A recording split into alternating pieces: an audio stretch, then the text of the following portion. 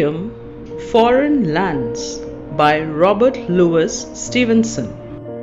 This poem is about a small boy who climbs up a tree and sees what lies beyond the lands ahead, which he can see from the tree.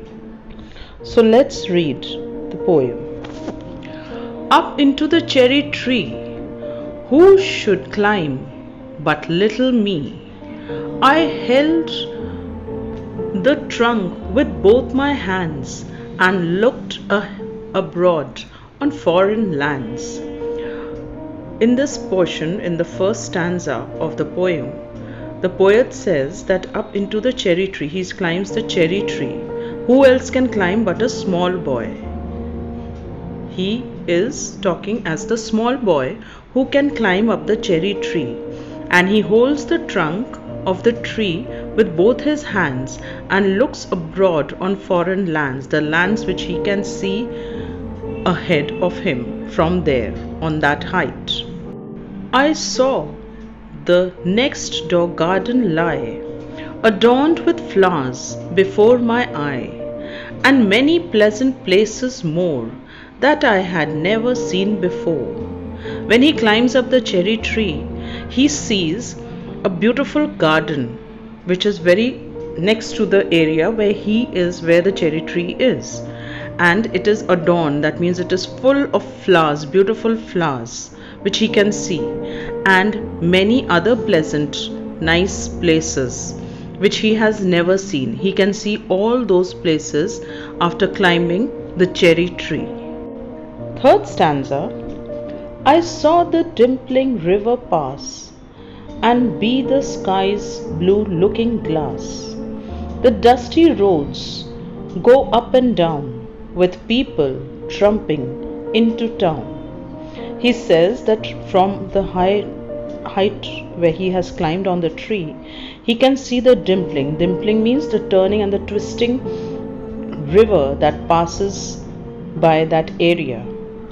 And he says that that river becomes the reflection of the sky's looking glass, because the river water, it is so transparent and clear that you can see the blue sky in it and the clouds that are there. And then he also says that he can see the dusty roads go up and down, the road which has got dust over it maybe, and he can see the roads going up and down, turning and twisting, and the people tramping into town. Tramping means walking up or going up to the town. He can see all that. Next stanza. If I could find a higher tree, farther and farther should I see, to where the grown-up river slips into the sea among the ships. He says if he could find a higher tree, then if he could climb higher, a tree which would be higher than this, the cherry tree, he could have seen more farther and farther, more further than what he can see now. And maybe he could have seen the river growing up or increasing in size and slipping or sliding or meeting the sea where the ships are. Among the ships in that place, he could have even seen that, he says. Now in the last stanza, he goes on to say, to where the roads on either hand lead onward into fairyland, where all the children dine at 5 and all the playthings come alive. Now this is an imagination of the poet.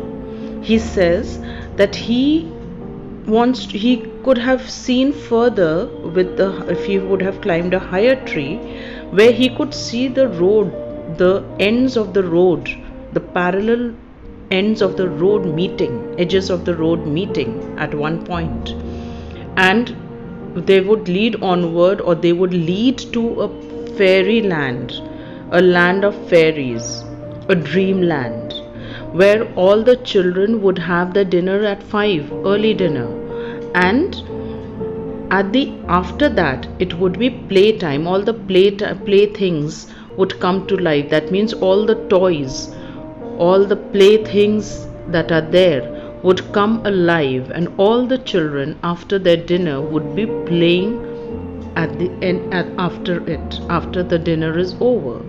So this is the imagination of the poet.